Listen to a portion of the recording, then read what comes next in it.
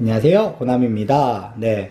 오늘은 오랜만에 또 제가 이렇게 상체가 나오는 영상으로 여러분들을 찾아뵙는 것 같은데요. 네, 그동안 제가 뭐 자소서라든지 아니면 기업의 뭐 업무적인 것들에 대해서 말씀을 드렸다면, 뭐 나아가서 최근에 많은 분들이 여쭤보셨던 것 중에 하나가 왜 퇴사했어요? 뭐 어디 회사를 다니셨어요? 라고 묻는 분들이 많더라고요. 그래서 뭐 지금부터 또 만들 영상들은 저의 퇴사 썰, 그러니까 내가 왜 퇴사했고 내가 다녔던 회사의 연봉은 어떻고 하는 일은 어땠다 뭐 정도를 한번 얘기해보는 영상을 만들어 보려고 합니다. 네. 오늘은 그 중에서도 제가 이금융권에 은행에서 다녔던 퇴사에 대한 얘기를 해보려고 합니다. 사실 얘기를 하다 보면 부정적인 얘기가 나올 수밖에 없어요. 제가 퇴사한 회사이기 때문에. 그래서 뭐 특정 회사라고 거론을 하면 그 회사에 피해를 줄 수도 있고 또 여러 가지 뭐 악영향이 있을 수 있기 때문에 특정 회사라고 말씀을 드리지 못하지만 협동조합이었다 정도까지는 말씀을 드릴 수 있을 것 같습니다. 네, 그러면 바로 본론으로 넘어가도록 할게요. 우선 제가 다녔던 회사의 근무 환경에 대해서 한번 말씀을 드릴게요. 저는 본점이 있고 이제 지점이 두 개가 있는 제가 살고 있는 지역에서는 나름 큰 협동조합이었어요. 그렇기 때문에 직원도 다 해서 한 10명이 넘는 직원이 있었고, 그러다 보니 자연스럽게 본점에만 근무하는 것이 아니라 한 달 일하고 또 지점 근무, 그 다음에 또 어떤 지점에 휴가자가 생기면 그 지점에 또 대체 근무로 또 가게 되는 그런 구조였다고 보시면 됩니다. 일단 업무적으로는 은행의 수신 업무를 기본적으로 했다고 보시면 돼요. 기본 입출금이라든지 통장을 만드는 거, 그리고 이금융권이다 보니까 아무래도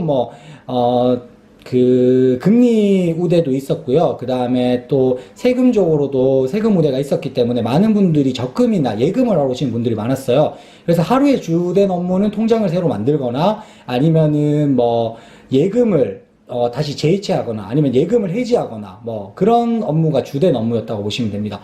아마 제가 지금까지 다녔으면은 수신 업무에 그치지 않고 여신 업무로 나아갔을 것 같아요. 그리고 제가 다녔던 협동조합에서는 카드 단말기 영업이 있었어요. 그래서 카드 단말기 영업이란 이렇게 저희가 가맹점에서 카드를 긁으면은 그 카드 단말기가 있잖아요. 그런 거를 저희 걸로 좀 사용을 해달라고 하는 영업이 있었는데 그런 영업을 좀 중점적으로 하고 있었다고 보시면 됩니다. 그리고 당연히 공제는 필수였고요. 공제 같은 경우에는 월마다 이렇게 화이트보드에 이름이 적혀 있고 실적이 계속 나와 있었어요. 그래서 영업 압박은 공제 압박이 가장 심했고요. 카드 같은 경우에는 저희가 현대카드랑 제휴를 맺었어서 현대카드 한 자당 2만원씩 저희한테 주고 영업을 하라고 했었습니다. 그러니까 제가 카드를 4개를 실적을 했다면 저한테 8만원이 들어오는 그런 구조였다고 보시면 됩니다. 네.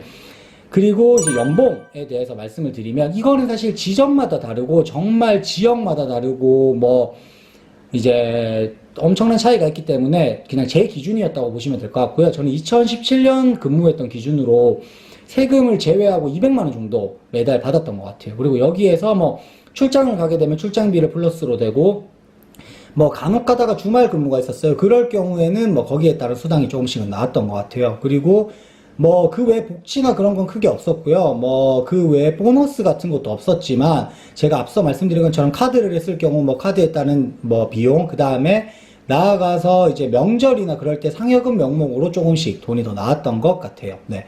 바로 퇴사한 이유로 넘어가면 될 것 같아요. 네. 제가 이 회사에 그러면 왜 퇴사했냐? 우선 저는 그때 당시에 나이가 조금 애매했어요.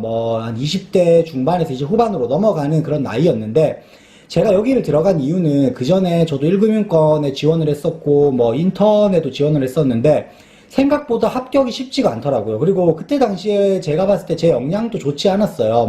저는 다른 영상에도 말씀드렸다시피 관광을 전공했고요. 그러다 보니까 은행이랑 접점을 찾는 것도 어려웠고, 그러다 보니까 이금융권에서 경력을 쌓아서 1금융권으로 좀 가면은 좋을 것 같다라는 생각이 들었어요. 그래서 제가 여기 입사하게 됐는데 막상 와보니 여러 단점들이 있더라고요. 일단 첫 번째, 아무래도 2금융권이다 보니까 1금융권이랑 가장 큰 차이는 체계적인 교육이 없어요. 그러다 보니까 그냥 교육, 돈 세는 거 며칠, 일주일 정도 교육받고 바로 실무에 투입돼서 진짜 부딪히면서 업무를 배우게 되는 거죠. 그러다 보니까 사실은 정말 혼도 많이 나고요. 혼나는 거를 떠나서 혼을 내고 가르쳐 주질 않아요. 그러다 보니까 그런 거에 있어서 좀 어려움이 많고, 내가 과연 여기에서 잠재적으로 아주 장기적으로 업무를 했을 때 많은 걸 배워서 1금융권으로 나아갈 수 있을 거라는 생각에서 정말 부정적인 생각들이 많이 들었어요. 그게 가장 큰 회사 이유고요. 두 번째는 1금융권의 장점은 뭐죠? 1금융권의 장점은 전 여러 개가 있겠지만 지점 순환, 그러니까 2년이나 3년 정도 근무가 되면 다른 지점으로 넘어가고 뭐 이런 식으로 뭐 어떤 데는 리프레시 제도라고 하던데 그런 식으로 순환하는 게 있는데 이런 뭐 이금융권 같은 경우에는 그런 게 없는 지점이 대부분이에요. 그래서 그렇다 보니까 사실 업무적으로 부딪히거나 정말 저 사람 싫다 하는 사람은 10년, 20년을 봐야 되는 거죠. 이런 것들이 뭐 저는 큰 단점이었다고 생각이 들어요. 뭐 크게 이런 두 가지 정도의 이유로 제가 퇴사를 하게 된 거죠. 그래서 뭐 제가 전체적으로 정리를 드리자면 저같이 생각하시는 분들이 많을 것 같아요. 뭐 제가 여기에서는 뭐 여러 개 언급을 드리자면 1금융권 하다 보니까 안 되는데 새마을금고를 들어갈까? 뭐 지역농협을 들어갈까? 뭐 이런 분들이 정말 많을 거라고 생각해요. 근데 이거에 대해서는 뭐 이건 제가 생각한 기준이지만 나이가 어리신 분들은 여기에서 2년, 3년 그 경력을 쌓으셔도 충분히 경쟁력이 있는 나이기 때문에 새로운 도전이 가능한데 정말 나이가 꽉 찼다 하시는 분들은 저는 이런 2금융권에 들어오는 것보다는 1금융권에서 조금 더 노력을 하고 정말 될 때까지 해보시는 게 더 좋을 것 같아요. 왜 그러냐면 제가 2금융권에 들어갔을 때 저희 선배들을 보면은 사실상 저같이 생각하셔서 들어왔는데 어쩔 수 없이 다니시는 분들이 조금 더 많았던 것 같아요.